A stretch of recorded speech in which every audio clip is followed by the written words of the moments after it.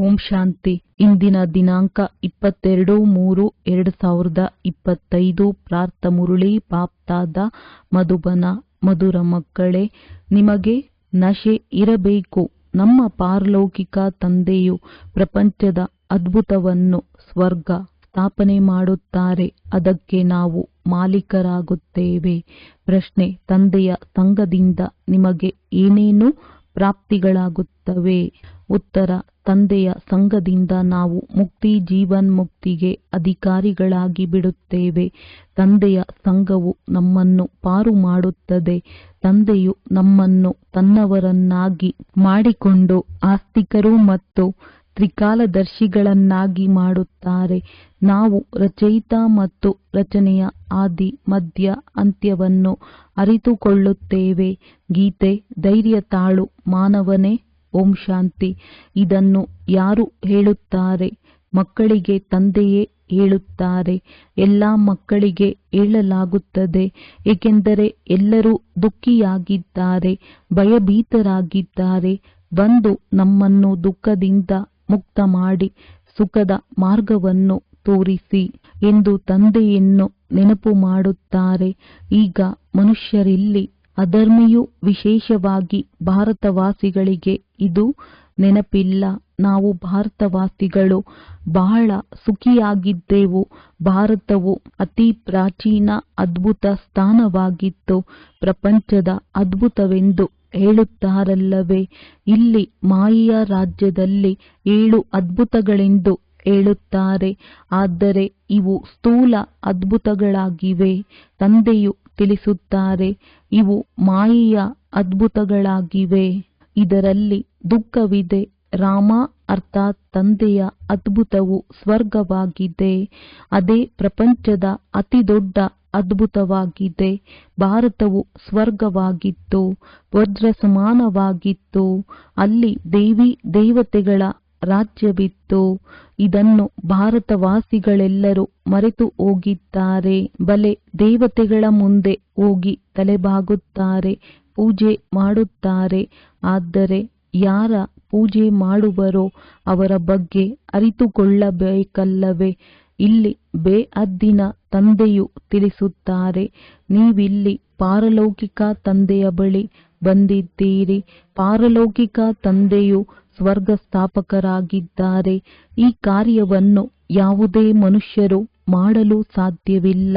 ಈ ಬ್ರಹ್ಮರವರಿಗೂ ಸಹ ತಂದೆಯು ತಿಳಿಸುತ್ತಾರೆ, ಏ ಕೃಷ್ಣನ ಹಳೆಯ ತಮೋಪ್ರಧಾನ ಆತ್ಮವೇ, ನೀನು ತನ್ನ ಜನ್ಮಗಳ ಬಗ್ಗೆ ಅರಿತುಕೊಂಡಿಲ್ಲ. ನೀನು ಕೃಷ್ಣನಾಗಿದ್ದಾಗ ಸತೋಪ್ರಧಾನನಾಗಿದ್ದೆ. ನಂತರ 84 ಜನ್ಮಗಳನ್ನು ತೆಗೆದುಕೊಳ್ಳುತ್ತಾ ತಮೋಪ್ರಧಾನನಾಗಿದ್ದೀಯ. ನಿನಗೆ ಭಿನ್ನ ಭಿನ್ನ ಹೆಸರುಗಳು ಬಂದಿದೆ. ಈಗ ನಿನ್ನ ಹೆಸರು ಬ್ರಹ್ಮನೆಂದು ಇಡಲಾಗಿದೆ. ಬ್ರಹ್ಮನಿಂದ ವಿಷ್ಣು ಅಥವಾ ಶ್ರೀಕೃಷ್ಣನಾಗುವರು. ಬ್ರಹ್ಮನಿಂದ ವಿಷ್ಣು, ವಿಷ್ಣುವಿನಿಂದ ಬ್ರಹ್ಮ ಒಂದೇ ಮಾತಾಗಿದೆ.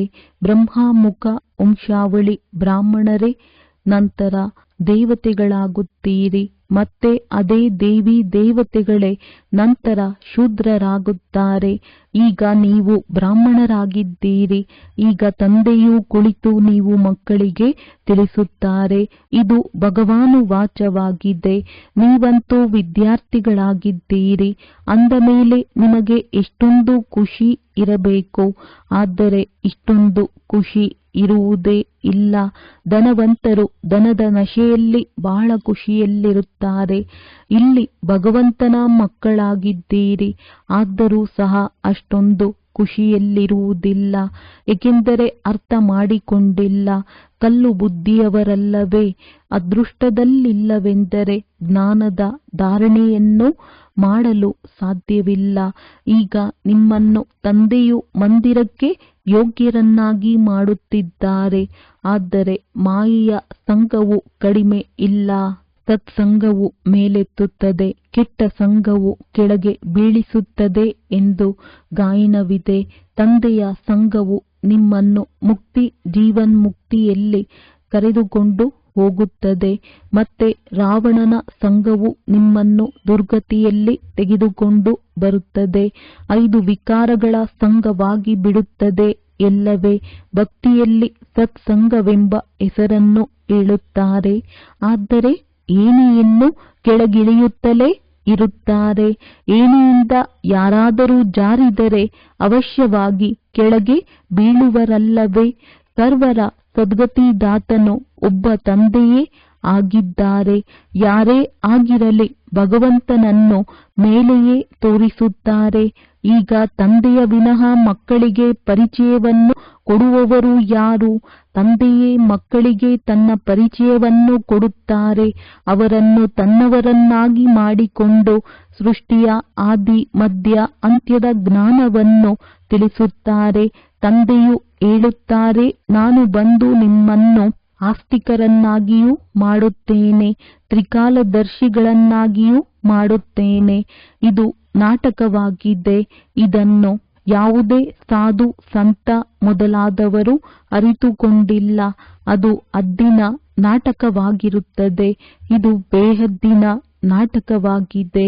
ಈ ಬೇಹದ್ದಿನ ನಾಟಕದಲ್ಲಿ ನಾವು ಸುಖವನ್ನು ಬಹಳ ನೋಡುತ್ತೇವೆ ಮತ್ತು ಬಹಳ ದುಃಖವನ್ನು ನೋಡುತ್ತೇವೆ.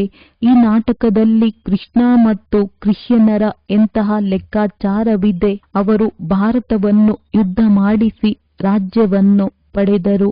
ಈಗ ನೀವು ಹೊಡೆದಾಡುವುದಿಲ್ಲ, ಅವರು ಪರಸ್ಪರ ಹೊಡೆದಾಡುತ್ತಾರೆ. ರಾಜ್ಯ ಭಾಗ್ಯವು ನಿಮಗೆ ಸಿಕ್ಕಿಬಿಡುತ್ತದೆ. ಇದು ನಾಟಕದಲ್ಲಿ ನಿಗದಿಯಾಗಿದೆ. ಈ ಮಾತುಗಳನ್ನು ಯಾರೂ ಅರಿತುಕೊಂಡಿಲ್ಲ. ಜ್ಞಾನವನ್ನು ಕೊಡುವ ಜ್ಞಾನಸಾಗರ ಒಬ್ಬರೇ ತಂದೆಯಾಗಿದ್ದಾರೆ. ಅವರು ಸರ್ವರ ಸದ್ಗತಿ ಮಾಡುತ್ತಾರೆ. ಭಾರತದಲ್ಲಿ ದೇವಿ ದೇವತೆಗಳ ರಾಜ್ಯವಿದ್ದಾಗ ಸದ್ಗತಿ ಇತ್ತು. ಉಳಿದೆಲ್ಲ ಆತ್ಮಗಳು ಮುಕ್ತಿಧಾಮದಲ್ಲಿದ್ದರು.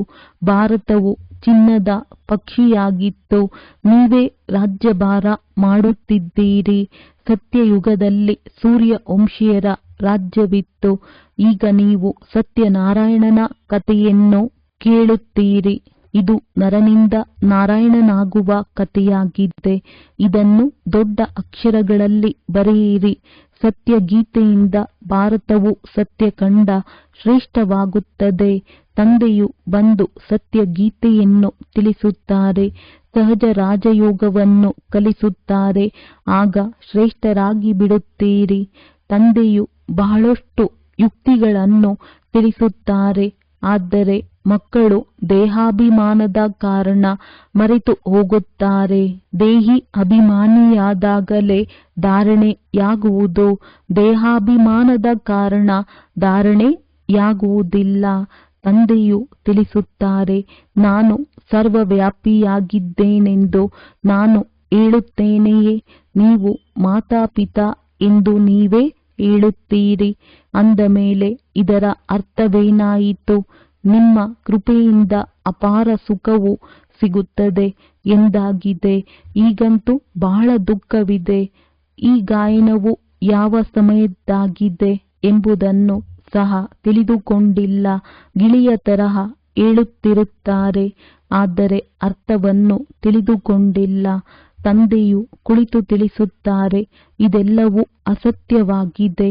ನಿಮ್ಮನ್ನು ಅಸತ್ಯವಂತರನ್ನಾಗಿ ಯಾರು ಮಾಡಿದರು? ರಾವಣ ಭಾರತವು ಸತ್ಯಖಂಡವಾಗಿದ್ದಾಗ ಎಲ್ಲರೂ ಸತ್ಯವನ್ನು ಹೇಳುತ್ತಿದ್ದರು. ಸುಳ್ಳು ಮೋಸ ಏನೂ ಇರಲಿಲ್ಲ. ಇಲ್ಲಿ ಎಷ್ಟೊಂದು ಕಳ್ಳತನ ಮಾಡುತ್ತಾರೆ. ಪ್ರಪಂಚದಲ್ಲಿ ಮೋಸವೇ ಮೋಸವಿದೆ. ಇದಕ್ಕೆ ಪಾಪದ ಪ್ರಪಂಚ, ದುಃಖದ ಪ್ರಪಂಚವೆಂದು ಹೇಳಲಾಗುತ್ತದೆ. ಸತ್ಯಯುಗಕ್ಕೆ ಸುಖದ ಪ್ರಪಂಚವೆಂದು ಹೇಳಲಾಗುವುದು. ಇದು ವಿಕಾರಿ ವೇಶ್ಯಾಲಯವಾಗಿದೆ. ಸತ್ಯಯುಗವು ಶಿವಾಲಯವಾಗಿದೆ. ತಂದೆಯು ಎಷ್ಟು ಚೆನ್ನಾಗಿ ತಿಳಿಸುತ್ತಾರೆ. ಬ್ರಹ್ಮಕುಮಾರಿ ಈಶ್ವರೀಯ ವಿಶ್ವವಿದ್ಯಾಲಯವೆಂದು ಹೆಸರು ಸಹ ಎಷ್ಟು ಚೆನ್ನಾಗಿದೆ. ಈಗ ತಂದೆಯು ಬಂದು ಬುದ್ಧಿವಂತರನ್ನಾಗಿ ಮಾಡುತ್ತಾರೆ. ತಿಳಿಸುತ್ತಾರೆ, ನೀವು ಈ ವಿಕಾರಗಳನ್ನು ಜಯಿಸಿದ್ದೇ ಆದರೆ ಜಗಜ್ಜೀತರಾಗುತ್ತೀರಿ. ಈ ಕಾಮವೇ ಮಹಾಶತ್ರುವಾಗಿದೆ. ಮಕ್ಕಳು ನಮ್ಮನ್ನು ದೇವಿ ದೇವತೆಗಳನ್ನಾಗಿ ಮಾಡಿ ಎಂದೇ ಕರೆಯುತ್ತೀರಿ. ತಂದೆಯ ಯಥಾರ್ಥ ಮಹಿಮೆಯನ್ನು ನೀವು ಮಕ್ಕಳೇ ತಿಳಿದುಕೊಂಡಿದ್ದೀರಿ.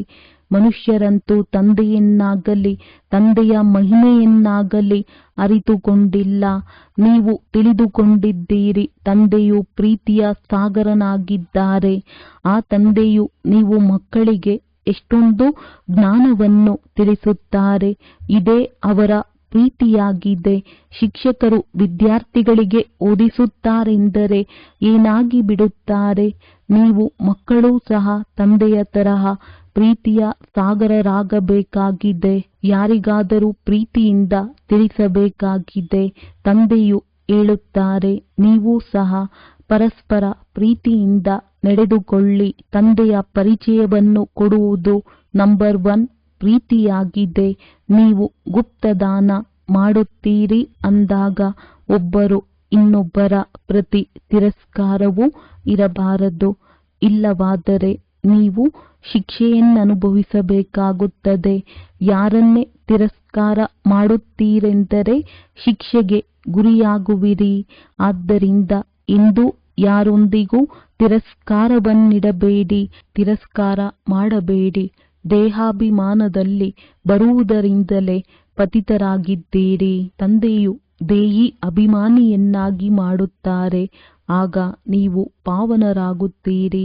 ಎಲ್ಲರಿಗೂ ಇದನ್ನೇ ತಿಳಿಸಿಕೊಡಿ. ಈಗ 84 ಜನ್ಮಗಳ ಚಕ್ರವು ಮುಕ್ತಾಯವಾಯಿತು. ಯಾರು ಸೂರ್ಯವಂಶಿ ಮಹಾರಾಜ ಮಹಾರಾಣಿಯಾಗಿದ್ದರೋ ಅವರೇ 84 ಜನ್ಮಗಳನ್ನು ತೆಗೆದುಕೊಳ್ಳುತ್ತಾ ಕೆಳಗಿಳಿಯುತ್ತಾ ಈಗ ಬಂದು ಬಹಳ ಕೆಳಗೆ ಬಿದ್ದಿದ್ದಾರೆ. ಈಗ ತಂದೆಯು ಪುನಃ ಮಹಾರಾಜ ಮಹಾರಾಣಿಯರನ್ನಾಗಿ ಮಾಡುತ್ತಿದ್ದಾರೆ. ಕೇವಲ ತಂದೆಯು ತಿಳಿಸುತ್ತಾರೆ, ನನ್ನೊಬ್ಬನನ್ನೇ ನೆನಪು ಮಾಡಿ, ಆಗ ನೀವು ಪಾವನರಾಗಿ ಬಿಡುತ್ತೀರಿ. ನೀವು ಮಕ್ಕಳು ದಯಾಹೃದಯಿಗಳಾಗಿ ಇಡೀ ದಿನ ಸೇವೆಯ ವಿಚಾರ ಮಾಡಬೇಕು. ತಂದೆಯು ಆದೇಶ ನೀಡುತ್ತಾರೆ, ಮಧುರ ಮಕ್ಕಳೇ, ದಯಾಹೃದಯಿಗಳಾಗಿ. ಯಾರು ದುಃಖಿ ಆತ್ಮಗಳಿದ್ದಾರೆಯೋ ಆ ದುಃಖಿ ಆತ್ಮಗಳನ್ನು ಸುಖಿ ಆತ್ಮಗಳನ್ನಾಗಿ ಮಾಡಿ ಅವರಿಗೆ ಸಂಕ್ಷಿಪ್ತವಾಗಿ ಪತ್ರವನ್ನು ಬರೆಯಿರಿ. ತಂದೆಯು ತಿಳಿಸುತ್ತಾರೆ, ನನ್ನನ್ನು ನೆನಪು ಮಾಡಿ ಮತ್ತು ಆಸ್ತಿಯನ್ನು ನೆನಪು ಮಾಡಿ. ಒಬ್ಬ ಶಿವ ತಂದೆಯದೇ ಮಹಿಮೆ ಇದೆ. ಮನುಷ್ಯರಿಗೆ ತಂದೆಯ ಮಹಿಮೆಯೂ ಸಹ ತಿಳಿದಿಲ್ಲ. ಯಾವ ಭಾಷೆಯಲ್ಲಿ ಬೇಕಾದರೂ ಪತ್ರವನ್ನು ಬರೆಯಬಲ್ಲಿರಿ. ಮಕ್ಕಳಿಗೆ ಸೇವೆ ಮಾಡುವ ಉತ್ಸುಕತೆ ಇರಬೇಕು. ಅನೇಕರು ಜೀವಘಾತ ಮಾಡಿಕೊಳ್ಳಲು ತಯಾರಾಗಿ ಬಿಡುತ್ತಾರೆ. ಅವರಿಗೂ ಸಹ ನೀವು ತಿಳಿಸಬಹುದು, ಜೀವಘಾತ ಮಹಾಪಾಪವಾಗಿದೆ. ಈಗ ನೀವು ಮಕ್ಕಳಿಗೆ ಶ್ರೀಮತವನ್ನು ಕೊಡುವವರು ಶಿವ ತಂದೆಯಾಗಿದ್ದಾರೆ. ಅವರು ಶ್ರೀ ಶ್ರೀ ಶಿವ ತಂದೆಯಾಗಿದ್ದಾರೆ. ನಿಮ್ಮನ್ನೂ ಸಹ ಶ್ರೀನಾರಾಯಣರನ್ನಾಗಿ ಮಾಡುತ್ತಾರೆ. ಅವರೊಬ್ಬರೇ ಶ್ರೇಷ್ಠಾತಿ ಶ್ರೇಷ್ಠನಾಗಿದ್ದಾರೆ. ಅವರೆಂದು ಚಕ್ರದಲ್ಲಿ ಬರುವುದಿಲ್ಲ. ಆದರೆ ನಿಮಗೆ ಶ್ರೀ ಎಂಬ ಬಿರುದು ಸಿಗುತ್ತದೆ. ಆ ನಿರ್ವಿಕಾರಿಗಳಲ್ಲಿ ಈ ವಿಕಾರಿಗಳಲ್ಲಿ ರಾತ್ರಿ ಹಗಲಿನ ಅಂತರವಿದೆ. ತಂದೆಯು ಪ್ರತಿನಿತ್ಯವೂ ತಿಳಿಸುತ್ತಿರುತ್ತಾರೆ, ಮೊದಲನೆಯದಾಗಿ ದೇಹಿ ಅಭಿಮಾನಿಗಳಾಗಿ ಮತ್ತು ಎಲ್ಲರಿಗೆ ಸಂದೇಶವನ್ನು ಕೊಡಿ. ನೀವು ಸಂದೇಶಕ ತಂದೆಯ ಮಕ್ಕಳೂ ಸಹ ಸಂದೇಶಿಗಳಾಗಿದ್ದೀರಿ. ಸರ್ವರ ಸದ್ಗತಿದಾತನು ಒಬ್ಬರೇ ಆಗಿದ್ದಾರೆ.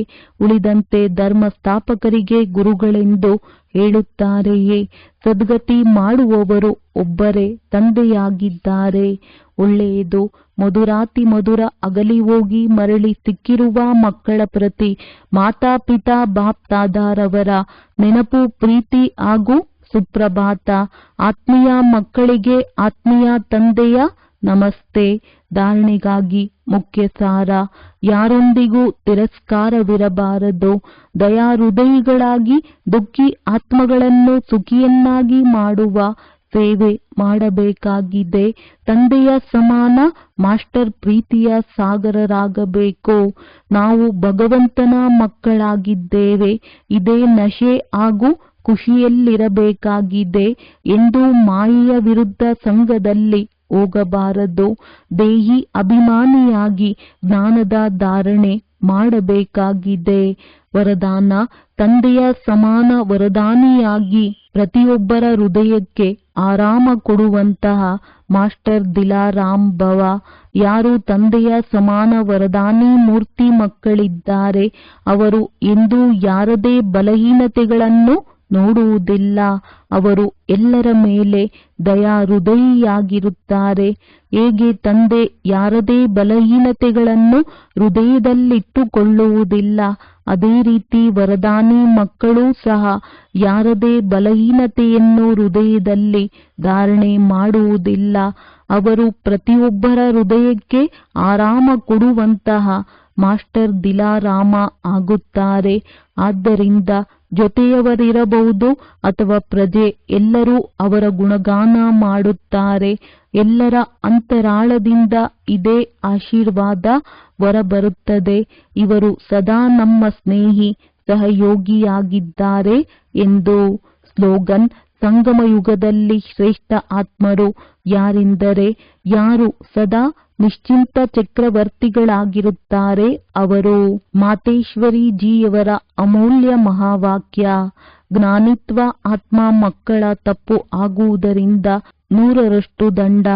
ಈ ಅವಿನಾಶಿ ಜ್ಞಾನ ಯಜ್ಞದಲ್ಲಿ ಬಂದು ಸಾಕ್ಷಾತ್ ಪರಮಾತ್ಮನ ಕೈ ಹಿಡಿದು ನಂತರ ಏನೋ ಕಾರಣ ಅಕಾರಣದಿಂದ ಒಂದು ವೇಳೆ ಅವರಿಂದ ವಿಕರ್ಮವಾದರೆ ಅದರ ಶಿಕ್ಷೆ ಬಹಳ ಕಠಿಣವಾಗಿರುತ್ತದೆ. ಹೇಗೆ ಜ್ಞಾನ ಪಡೆಯುವುದರಿಂದ ಅವರಿಗೆ 100ರಷ್ಟು ಲಾಭವಿದೆ, ಅದೇ ರೀತಿ ಜ್ಞಾನ ಪಡೆಯುತ್ತಾ ಏನಾದರೂ ತಪ್ಪು ಆಗುತ್ತದೆ ಎಂದರೆ ನಂತರ 100ರಷ್ಟು ದಂಡ ಸಹ ಇದೆ. ಆದ್ದರಿಂದ ಬಹಳ ಎಚ್ಚರಿಕೆ ಇಡಬೇಕಾಗುತ್ತದೆ. ತಪ್ಪು ಮಾಡುತ್ತಾ ಇದ್ದರೆ ಬಲಹೀನರಾಗುತ್ತಾ ಹೋಗುವಿರಿ. ಆದ್ದರಿಂದ ಸಣ್ಣ ಪುಟ್ಟ ತಪ್ಪುಗಳನ್ನು ಹಿಡಿದು ಮುಂದೆ ಹೋದಂತೆ ಪರೀಕ್ಷೆ ಮಾಡುತ್ತಾ ಹೋಗಿ. ಹೇಗೆ ತಿಳುವಳಿಕೆಯುಳ್ಳ ದೊಡ್ಡ ಮನುಷ್ಯರು ತಪ್ಪು ಕೆಲಸ ಮಾಡಿದರೆ ಅವರಿಗೆ ದೊಡ್ಡ ಶಿಕ್ಷೆ ಇರುತ್ತೆ ಮತ್ತು ತುಂಬಾ ಕೀಳಾಗಿರುವ ಮನುಷ್ಯರು ಏನಾದರೂ ಕೆಟ್ಟ ಕೆಲಸ ಮಾಡಿದರೆ ಅವರಿಗೆ ಅಷ್ಟು ದೊಡ್ಡ ಶಿಕ್ಷೆ ಇರುವುದಿಲ್ಲ. ಈಗ ನೀವು ಪರಮಾತ್ಮನ ಮಕ್ಕಳೆಂದು ಕರೆಸಿಕೊಳ್ಳುವಿರಿ, ಅಂದರೆ ಸ್ವಲ್ಪವಾದರೂ ನೀವು ದೈವಿ ಗುಣಗಳನ್ನು ಧಾರಣೆ ಮಾಡಬೇಕಾಗುವುದು. ಸತ್ಯ ತಂದೆಯ ಬಳಿ ಬರುವಿರೆಂದರೆ ಸತ್ಯವಾಗಿ ಇರಬೇಕಾಗುತ್ತದೆ. ಪರಮಾತ್ಮ ಎಲ್ಲವನ್ನೂ ಬಲ್ಲವರು, ಚಿರಪರಿಚಿತರು. ಹೇಗೆ ಜನ ಹೇಳುತ್ತಾರೆ ಪರಮಾತ್ಮ ಎಲ್ಲ ಬಲ್ಲವನು ಚಿರಪರಿಚಿತನು ಎಂದು. ಈಗ ಎಲ್ಲ ಬಲ್ಲವನು ಚಿರಪರಿಚಿತನು ಎನ್ನುವುದರ ಅರ್ಥ ಇದಲ್ಲ, ಅವನು ಎಲ್ಲರ ಹೃದಯದಲ್ಲಿರುವುದನ್ನು ತಿಳಿದಿದ್ದಾನೆ ಎಂದು. ಆದರೆ ಸೃಷ್ಟಿ ರಚನೆಯ ಆದಿ ಮಧ್ಯ ಅಂತ್ಯವನ್ನು ತಿಳಿದಿರುವವನು ಬಾಕಿ ಈಗಲ್ಲ ಪರಮಾತ್ಮ ರಚಯಿತ, ಪಾಲನಕರ್ತ ಮತ್ತು ಸಂಹಾರಕರ್ತ ಆಗಿದ್ದಾರೆ ಎಂದರೆ ಇದರ ಅರ್ಥ ಇದೇ ಆಗಿದೆ. ಪರಮಾತ್ಮ ಜನ್ಮ ಕೊಡುತ್ತಾನೆ, ತಿನ್ನಿಸುತ್ತಾನೆ ಮತ್ತು ಸಾಯಿಸುತ್ತಾನೆ, ಆದರೆ ಈಗಲ್ಲ. ಮನುಷ್ಯ ತನ್ನ ಕರ್ಮದ ಲೆಕ್ಕಾಚಾರದನುಸಾರ ಜನ್ಮ ಪಡೆಯುತ್ತಾನೆ. ಇದರ ಅರ್ಥ ಇದಲ್ಲ ಪರಮಾತ್ಮ ಕುಳಿತು ಅವನ ಕೆಟ್ಟ ಸಂಕಲ್ಪ ಮತ್ತು ಒಳ್ಳೆ ಸಂಕಲ್ಪವನ್ನು ತಿಳಿದಿರುತ್ತಾರೆ ಎಂದು. ಅವರಂತೂ ತಿಳಿದಿರುತ್ತಾರೆ ಅಜ್ಞಾನಿಗಳ ಹೃದಯದಲ್ಲಿ ಏನು ನಡೆಯುತ್ತಿರಬಹುದು ಎಂದು. ಇಡೀ ದಿನದಲ್ಲಿ ಮಾಯಾವಿ ಸಂಕಲ್ಪ ನಡೆಯುತ್ತಿರಬಹುದು ಮತ್ತು ಜ್ಞಾನಿಯ ಒಳಗೆ ಶುದ್ಧ ಸಂಕಲ್ಪ ನಡೆಯುತ್ತಿರಬಹುದು. ಉಳಿದಂತೆ ಒಂದೊಂದು ಸಂಕಲ್ಪವನ್ನು ಕುಳಿತು ರೀಡ್ ಮಾಡುವುದಿಲ್ಲ. ಉಳಿದಂತೆ ಪರಮಾತ್ಮ ತಿಳಿದಿದ್ದಾರೆ. ಈಗಂತೂ ಎಲ್ಲರ ಆತ್ಮಗಳು ದುರ್ಗತಿಯನ್ನು ತಲುಪಿದೆ. ಅವರ ಸದ್ಗತಿ ಹೇಗೆ ಆಗಬೇಕು, ಈ ಎಲ್ಲ ವಿಚಾರಗಳು ಎಲ್ಲ ಬಲ್ಲವನಿಗೆ, ಚಿರಪರಿಚಿತನಿಗೆ ಇದೆ. ಈಗ ಮನುಷ್ಯ ಏನು ಕರ್ಮ ಭ್ರಷ್ಟ ಆಗಿದ್ದಾರೆ, ಅವರು ಶ್ರೇಷ್ಠ ಕರ್ಮವನ್ನು ಮಾಡಿಸಬೇಕಾಗಿದೆ. ಕಲಿಸುವುದು ಮತ್ತು ಅವರಿಗೆ ಕರ್ಮ ಬಂಧನದಿಂದ ಬಿಡಿಸಬೇಕು. ಇದನ್ನು ಪರಮಾತ್ಮ ತಿಳಿದಿದ್ದಾನೆ. ಪರಮಾತ್ಮ ಹೇಳುತ್ತಾರೆ, ನಾನು ರಚಯಿತ ಮತ್ತು ನನ್ನ ರಚನೆಯ ಆದಿ ಮಧ್ಯೆ ಅಂತ್ಯ ಈ ಎಲ್ಲ ಜ್ಞಾನವನ್ನು ತಿಳಿದಿದ್ದೇನೆ. ಆ ತಿಳುವಳಿಕೆಯನ್ನು ನಾನು ನೀವು ಮಕ್ಕಳಿಗೆ ಕೊಡುತ್ತಿದ್ದೇನೆ. ಈಗ ನೀವು ಮಕ್ಕಳು ಆ ತಂದೆಯ ನಿರಂತರ ನೆನಪಿನಲ್ಲಿರಬೇಕು. ಆಗಲೇ ಸರ್ವ ಪಾಪಗಳಿಂದ ಮುಕ್ತರಾಗುವಿರಿ, ಅರ್ಥಾತ್ ಅಮರ ಲೋಕದಲ್ಲಿ ಹೋಗುವಿರಿ. ಈಗ ಈ ತಿಳುವಳಿಕೆಯನ್ನೇ ಚಿರಪರಿಚಿತ ಎಲ್ಲ ಬಲ್ಲವನು ಎಂದು ಹೇಳುತ್ತಾರೆ. ಒಳ್ಳೆಯದು. ಓಂ ಶಾಂತಿ. ಅವ್ಯಕ್ತ ಸೂಚನೆ. ಸತ್ಯ ಮತ್ತು ಸಭ್ಯತೆ ರೂಪಿ ಕಲ್ಚರ್ ಸಂಸ್ಕೃತಿಯನ್ನು ತಮ್ಮದಾಗಿಸಿಕೊಳ್ಳಿರಿ. ಎಂದೂ ಸಹ ಸಭ್ಯತೆಯನ್ನು ಬಿಟ್ಟು ಸತ್ಯತೆಯನ್ನು ಸಿದ್ಧ ಮಾಡಬೇಡಿ. ಸಭ್ಯತೆಯ ಚಿಹ್ನೆಯಾಗಿದೆ ನಿರ್ಮಾಣತೆ. ಈ ನಿರ್ಮಾಣತೆ ನಿರ್ಮಾಣದ ಕಾರ್ಯ ಸಹಜ ಮಾಡುತ್ತದೆ. ಎಲ್ಲಿಯವರೆಗೂ ನಿರ್ಮಾಣ ಆಗುವುದಿಲ್ಲ, ನಿರ್ಮಾಣ ಮಾಡಲು ಸಾಧ್ಯವಿಲ್ಲ. ಜ್ಞಾನದ ಶಕ್ತಿ ಶಾಂತಿ ಹಾಗೂ ಪ್ರೇಮವಾಗಿದೆ. ಅಜ್ಞಾನದ ಶಕ್ತಿ ಕ್ರೋಧವನ್ನು ಬಹಳ ಒಳ್ಳೆಯ ರೀತಿಯಲ್ಲಿ ಸಂಸ್ಕಾರವನ್ನಾಗಿ ಮಾಡಿಕೊಂಡು ಬಿಟ್ಟಿದ್ದೀರಿ ಹಾಗೂ ಯೂಸ್ ಮಾಡುತ್ತಾ ಇರುತ್ತೀರಿ. ನಂತರ ಕ್ಷಮೆಯನ್ನು ಸಹ ತೆಗೆದುಕೊಳ್ಳುತ್ತೀರಿ. ಈ ರೀತಿ ಈಗ ಪ್ರತಿಯೊಂದು ಗುಣವನ್ನು, ಪ್ರತಿಯೊಂದು ಜ್ಞಾನದ ಮಾತನ್ನು ಸಂಸ್ಕಾರ ರೂಪದಲ್ಲಿ ಮಾಡಿಕೊಳ್ಳಿ. ಆಗ ಸಭ್ಯತೆ ಬರುತ್ತಾ ಹೋಗುವುದು. ಒಳ್ಳೆಯದು. ಓಂ ಶಾಂತಿ. ಓಂ